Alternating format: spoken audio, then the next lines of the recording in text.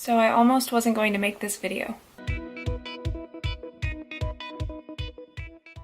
Earlier this month, I actually found out that a family member of mine passed away from suicide. It made me rethink making this video because I know that it's a sensitive topic for our entire family right now, but it also motivated me to still make it because there's never a good time to talk about a subject like this.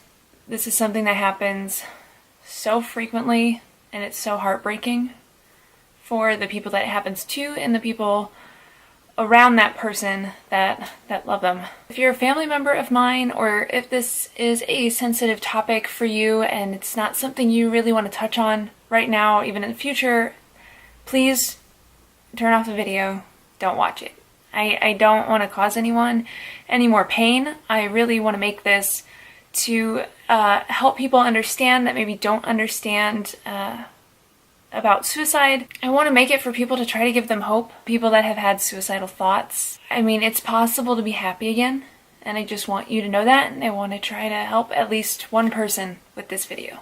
If you need to, I am going to put the suicide hotline right here down below. I will put it at the end of this video, and I will also put it in the description, so if you need someone to talk to you or you need help, please call that number. I just kind of wanted to sit with you guys and share a little of my story, and that I've dealt with suicidal thoughts. I've been there. I've been to that point right before it happens, and it sucks. Basically, we found out I was dealing with depression of sorts at about 13 years old. If you haven't watched any of my other videos, if you don't know, I am bipolar. I was self-harming. I had suicidal thoughts. I just wasn't functioning at my fullest, and when you're in that mindset, you stay in a very dark place, and the people around you kind of vanish. It might sound selfish, but you are so consumed in these dark thoughts, and just the way that you're feeling in your emotions, hurting yourself, thinking about killing yourself, none of that registers as to what it would do to the people around you.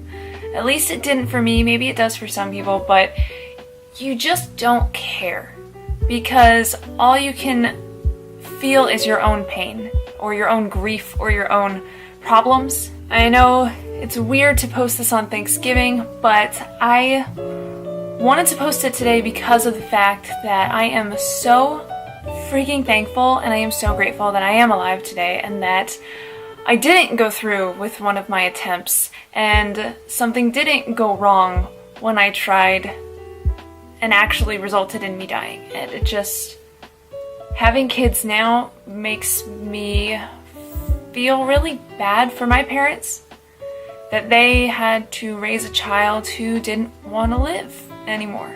And it makes me feel bad for my sister, who had to deal with what I put her through. We didn't get along when we were younger, and it definitely influenced my depressive behavior and my aggression. I said some mean things to her. So to my family, I am forever sorry. When it came to my self-harm though, I almost used it as a form of punishment. If you've ever experienced that, it's a vicious circle. You feel depressed, you punish yourself, you feel bad about punishing yourself, and then you punish yourself again. It just kind of never ends. But I would burn my arm with erasers, I would scratch into my skin with staples, I would bash my head into walls, I'd punch my own face, I'd punch my own legs, all that fun jazz. And I am really thankful that I didn't walk away with the amount of scarring I should have walked away with. And even if I had them, it wouldn't be that bad a thing, it would just be a daily reminder. But when you're continually hurting yourself and feeling like there's just no getting better, you just start to think of an end. And I would think of an end in every single item that I saw in a room. Any item I saw, I would think how I could kill myself with it. And honestly, I think this also led to part of my anxiety with driving. Anytime I got in a car, I thought of how simple it would be to just flip the wheel and go off the edge. And I'm just grateful every day that I didn't. But I've been that person that would try to suffocate themselves with a pillow or wrap a belt around my neck until I couldn't breathe anymore and I just gave up. trying to give up. I would lay in the street and hope that a car would drive over me, not seeing me laying there in the road at night. It's a really crappy place to be. But suicide isn't something that just all of a sudden you make that decision. It's something that it's something that builds. It's something that scratches at the back of your head constantly.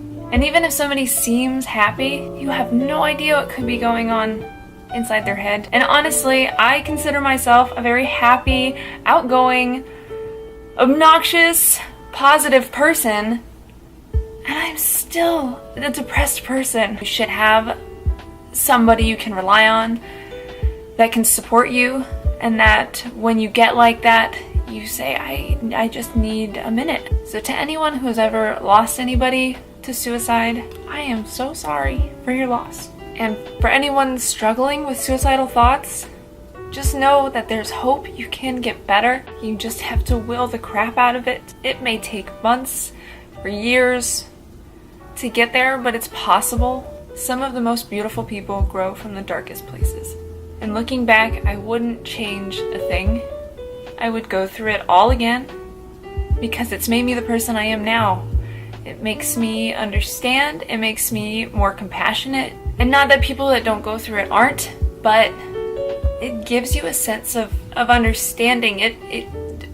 Pain and struggle and strife and all those things can make you a stronger person if you let them. You can let them bring you down, or you can use it and become one hell of a strong person because of it.